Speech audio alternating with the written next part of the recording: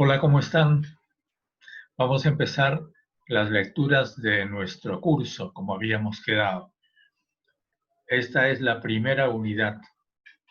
¿Qué es la cultura? La cultura es un concepto que ha dado lugar a diversas definiciones,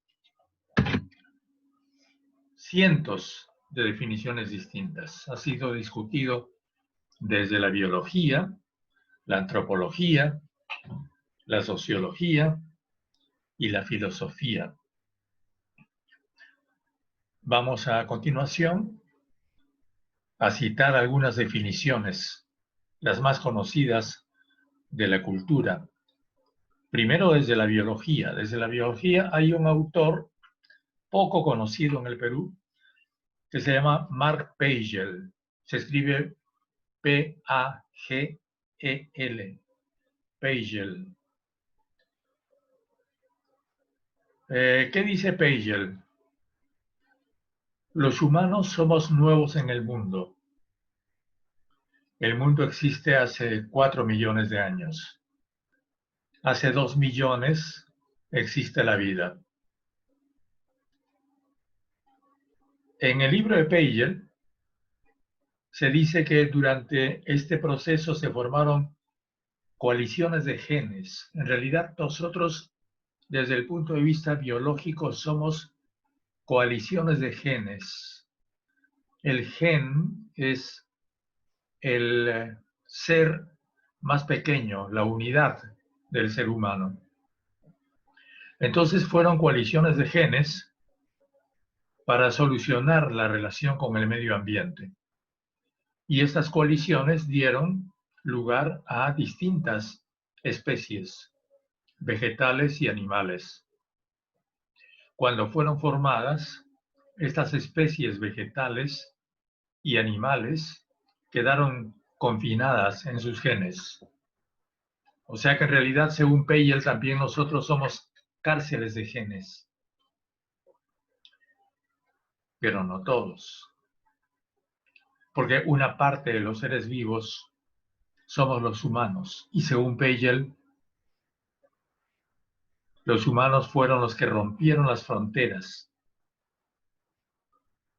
Y en nosotros los genes rompieron las fronteras para comunicarse entre ellos, para aprender y acumular experiencias en el aprendizaje. Finalmente, eso es la cultura.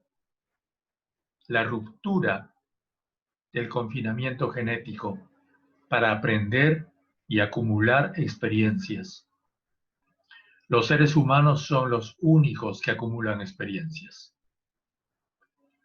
Una hipótesis muy aceptada sostiene que nuestras especies emergieron del Homo sapiens hace 200.000 años. Fueron ocupando el planeta desde el África Central y hablaron diferentes lenguajes. Pero ¿por qué existen diferentes lenguajes? Nunca se ha podido por qué. Nunca se ha podido explicar por qué. ¿Por qué existen tantos lenguajes distintos si los humanos finalmente somos básicamente similares? En todo somos similares. Extremidades, número de extremidades, sentidos. Sin embargo, en el lenguaje somos distintos. Probablemente se trata de un mecanismo de defensa, porque cada grupo inventa un lenguaje distinto que no sea entendido por los extraños. Los humanos modernos, es decir, nosotros, Homo sapiens, y los neandertales, divergieron hace cientos de miles de años del antepasado común. Nosotros no descendemos directamente de los neandertales, pero deben compartir muchos genes. Conocer las diferencias genéticas entre ellos y nosotros nos ayudaría a saber más sobre estos seres, es decir, los neandertales, los seres de muchos cientos miles de años antes, y saber hasta qué punto eran parecidos a nosotros. Un extraordinario grado de similitud en los genes de seres de todo el mundo nos dice que todos compartimos los mismos ancestros. De todo lo que dice Pagel, se puede inferir que en realidad somos coaliciones temporales de genes más conocimiento acumulado. Los humanos somos la única especie que adquiere las reglas de su vida diaria del conocimiento acumulado por sus antecesores. Todos sabemos que para sobrevivir fabricamos instrumentos y sobrepasamos las fronteras que la naturaleza nos ha puesto.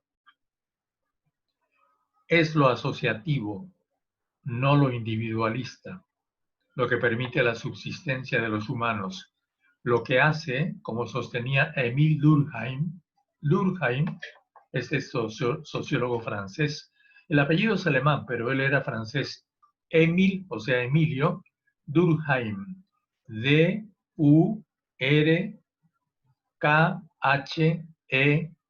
latina M, Durkheim. Durkheim sostenía que el trabajo social se divide en funciones cada vez más complejas y eso es lo que hace progresar a la sociedad.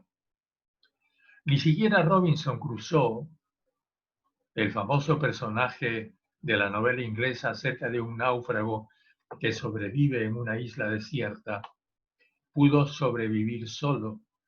Necesitó de Viernes, el nativo que lo ayudó. La cooperación, entonces, se basa en la confianza entre pequeños grupos, porque para sobrevivir tienes que cooperar.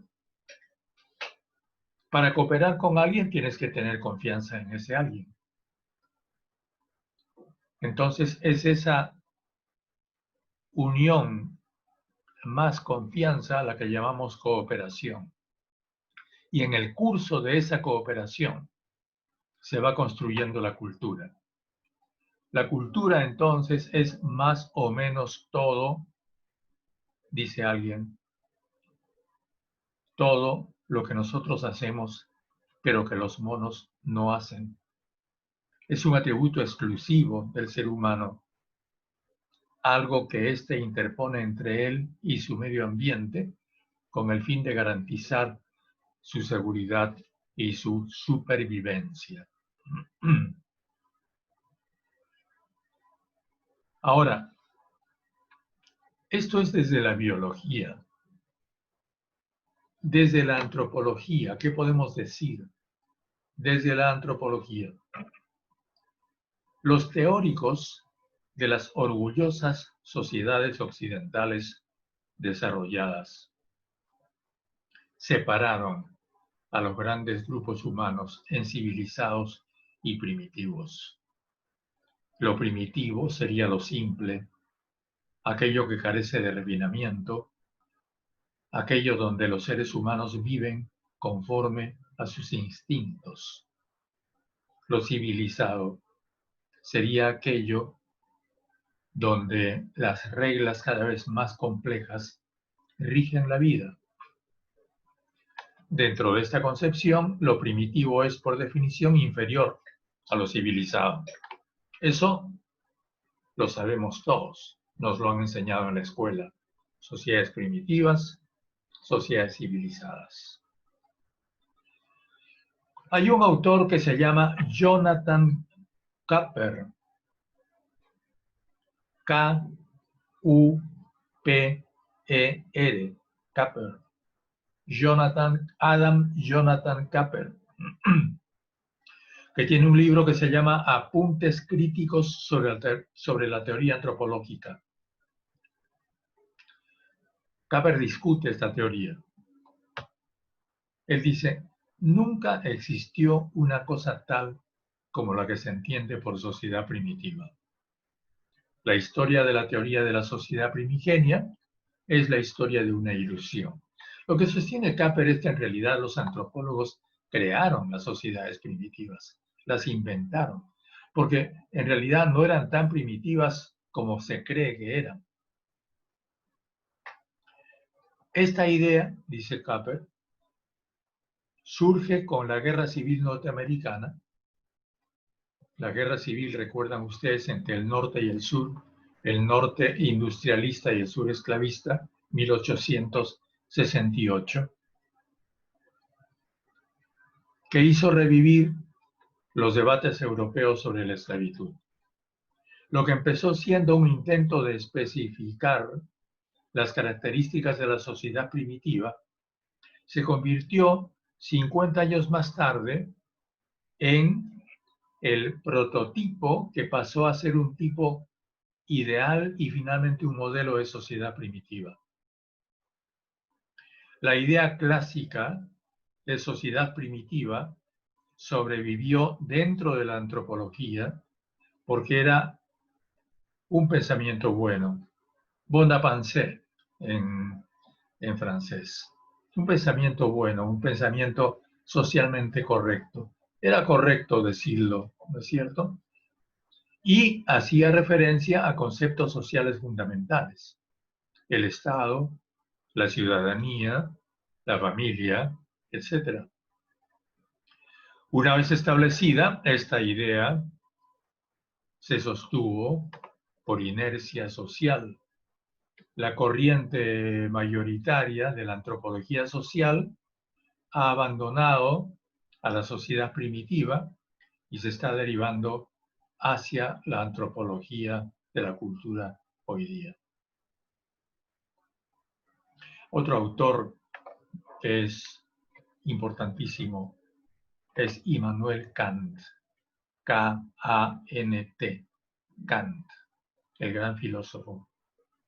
Immanuel Kant, el gran filósofo alemán, en uno de sus libros clásicos que se llama La crítica del juicio, uno de sus libros fundamentales en que habla de la estética, define la cultura como un conjunto de fines superiores que proporciona la naturaleza.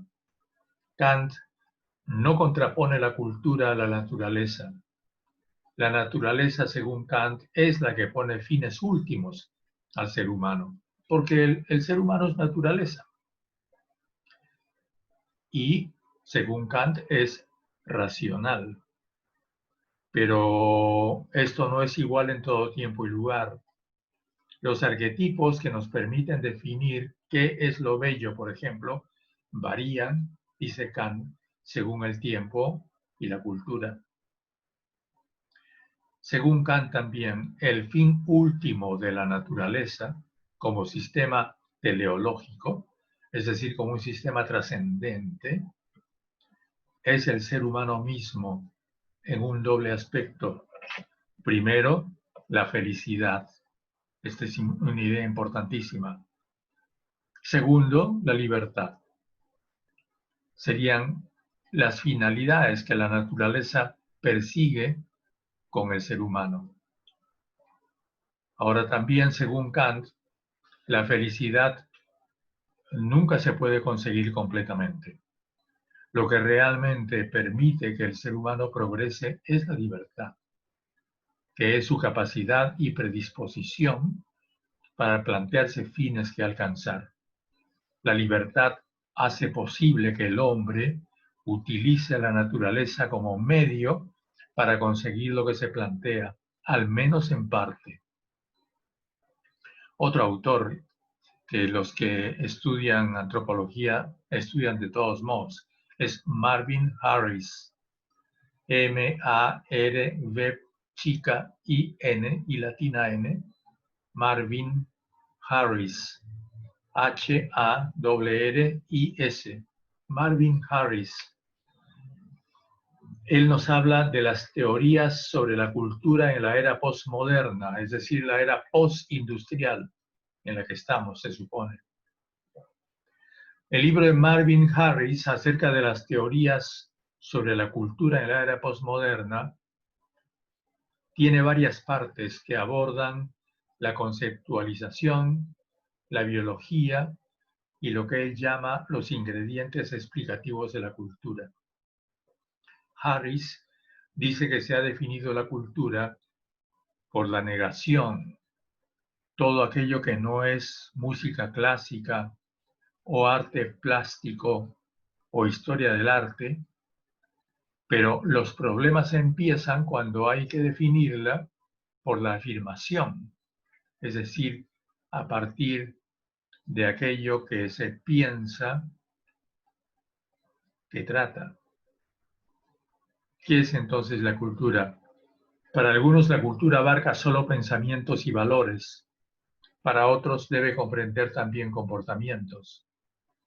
Mi postura personal, dice Harris, es que una cultura es el modo socialmente aprendido de vida que se encuentra en las sociedades humanas y que abarca todos los aspectos de la vida social, incluidos el pensamiento y el comportamiento. Entonces ya vamos teniendo a Mark Pagel desde la biología, Marvin Harris desde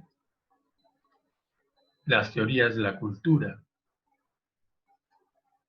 digamos desde la antropología. Y desde la sociología hay otro autor clásico que nos habla de cultura, que es Talcott Parsons. T-A-L-C-O-T, P-A-R-S-O-N-S. Parsons, Talcott Parsons. Es un sociólogo norteamericano. Creó el sistema AGIL, A-G-I-L, para explicar el proceso de adaptación de los individuos a cada sociedad. En este proceso habría un momento que es el de la adaptación, otro que es otro elemento que es el goal, es la participación en las metas comunes. Otro es la internalización, la I, y el otro es la latencia. Estos son los 4 elementos de una cultura, según Parsons. La cultura es algo que comparte un conjunto de seres humanos. Es tan grande como una sociedad. Las sociedades son formadas por grupos. Un grupo se construye debido a la acción de los individuos que lo componen. Los grupos están casi siempre relacionados. Un grupo puede congregar a otros grupos y puede ser agrupado en otro grupo mayor.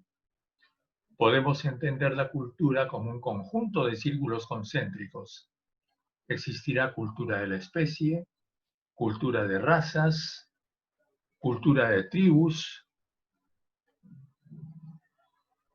cultura de ciudades, cultura de países, etc. Por lo general, las culturas dominantes envuelven a las culturas subalternas.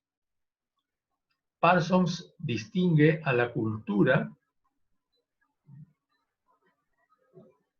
dice él que distingue a la cultura la complejidad en el comportamiento.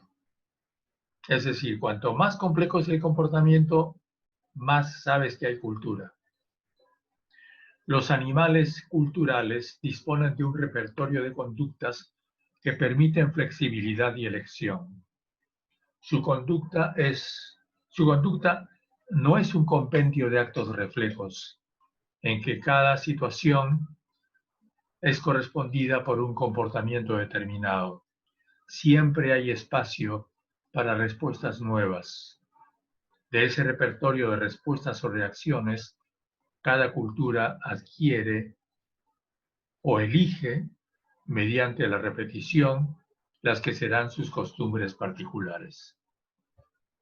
Es la flexibilidad de comportamiento la que permite que la especie disponga de cierta capacidad de aprendizaje a partir de la experiencia. El conjunto de experiencias, acciones y reacciones se va perpetuando en forma de cultura. Otro autor es Bronislaw Malinowski, que propuso ver en la cultura el contexto más amplio del comportamiento humano, el conjunto integral de los instrumentos y de los bienes de consumo, de las manifestaciones institucionales, de los diversos grupos sociales, de las ideas y de las artes, de las creencias y de las costumbres. Malinowski vio la cultura como una totalidad compleja. Otro autor, Malinowski es muy importante, porque es uno de los fundadores de la antropología. Edward Barnett Taylor, T-Y-L-O-R,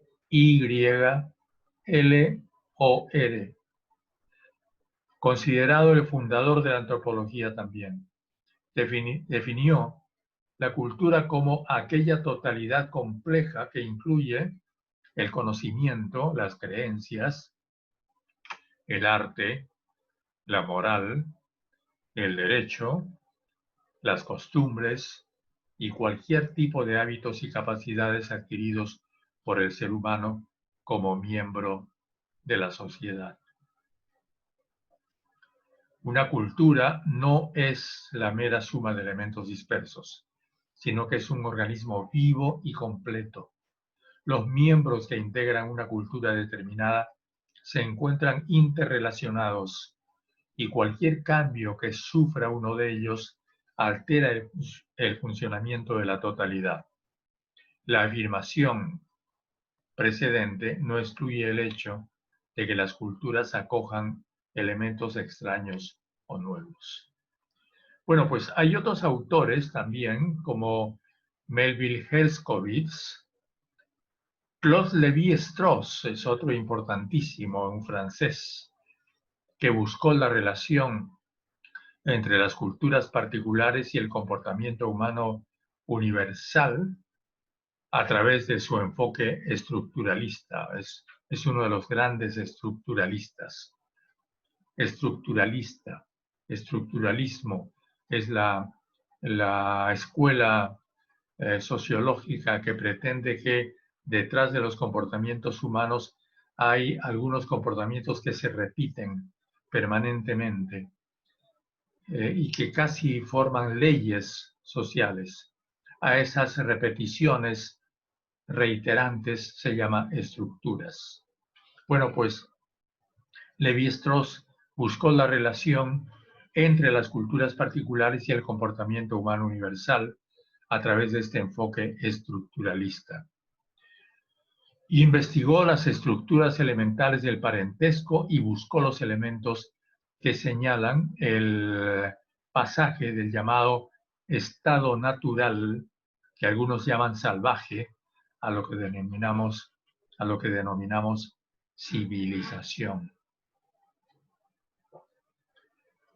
¿Qué más? Desde la teología, otro autor importantísimo, Raimundo Panikkar, conocido también como Raymond Panikkar. Él dice que toda cultura tiene fronteras verticales y horizontales que están determinadas por el tiempo y el espacio, y que representa la incursión hacia una tierra y un cielo desconocidos, donde vive el extranjero. Para Panikkar, la misma filosofía es de hecho una transgresión intracultural, porque es un esfuerzo consciente por trascender los límites de lo que es dado empíricamente. Él fue un teólogo español que desarrolló una filosofía interreligiosa e intercultural. Es uno de los grandes teóricos de la interculturalidad. Y Panikkar define a los seres humanos como habitantes de cultura, en el sentido en que la cultura es la casa que construyen los hombres para llevar a cabo su vida. Ahora también tenemos autores latinoamericanos, por supuesto, y muchísimos. La filosofía latinoamericana de los siglos XIX y XX abordó la cultura desde el punto de vista de los productos culturales. Son muy destacables libros de Francisco Romero, Alejandro Korn, Carlos Vaz Ferreira, Alejandro Deustua, que es un peruano, Enrique Molina, Antonio Caso, etcétera, etcétera, etcétera. También es importante el concepto de culturas subalternas. Se entiende por culturas subalternas aquellas que, ya sea por conquista o dominación económica o de diversos tipos, quedan subordinadas a una cultura dominante o hegemónica. Este término fue propuesto originalmente por un italiano, Antonio Gramsci, G-R-A-M-S-C-I latina, Gramsci, y ha sido muy usado recientemente por un portugués, Boaventura de Sousa Santos. También está Edward Said, o Said, como quieran. Es un palestino que escribe en Inglaterra y Estados Unidos, que se dio a conocer mucho por su famoso trabajo, ya famoso, ¿no? Su ensayo que se llamó Orientalismo, donde critica la visión que tiene Occidente de los pueblos orientales.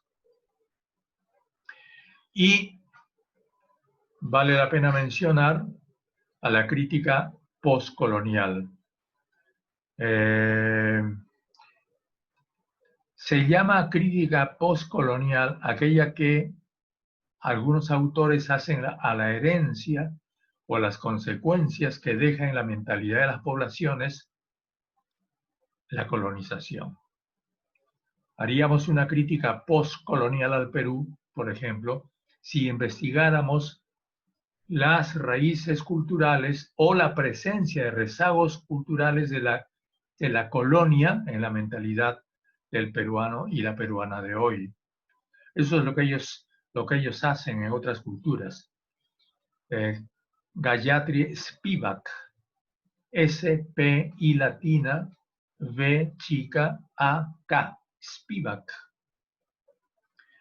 Es una de ellas. Y el otro también muy importante es Homi Bhabha, que es un indio de la India.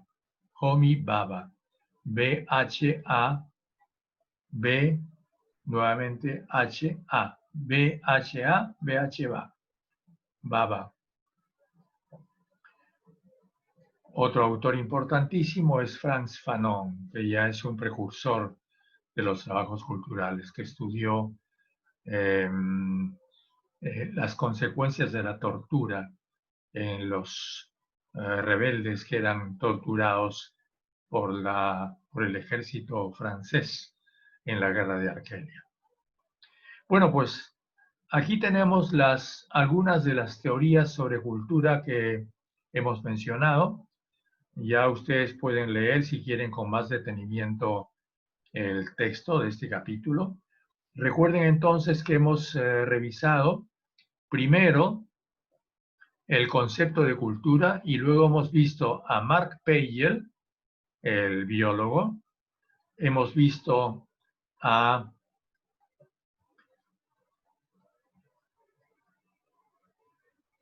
Jonathan Capper, antropólogo, a Marvin Harris, antropólogo, Marvin Harris, a Talcott Parsons, sociólogo. También hemos visto a Bernard Taylor, uno de los creadores de la antropología, a Bronislaw Malinowski. No es necesario que ustedes memoricen, por supuesto, estos nombres, no los vamos a colocar en los exámenes, pero sí lo importante es que perciban bien el sentido que tiene la palabra cultura como un concepto englobador, ¿no? También hemos citado a Raimundo Panikkar, o Paniker, el español. Y luego hemos mencionado a antropólogos y sociólogos latinoamericanos, muy de paso. Después vamos a regresar sobre ellos. Y al concepto de culturas subalternas. También es muy importante que guarden ustedes en su mente ese concepto de culturas subalternas, porque está muy tratado hoy día. Y los principales teóricos son Edward Said, y luego Gayatri Spivak, la India, y Homi Bhabha, que es, si no me equivoco, un africano. Bueno, pues ahí terminamos la lectura de hoy día, nuestra primera unidad del curso, y lo vamos a continuar haciendo como les había prometido con otras unidades. Que lo pasen muy bien y pueden repetir este video cuando ustedes quieran. Muchas gracias.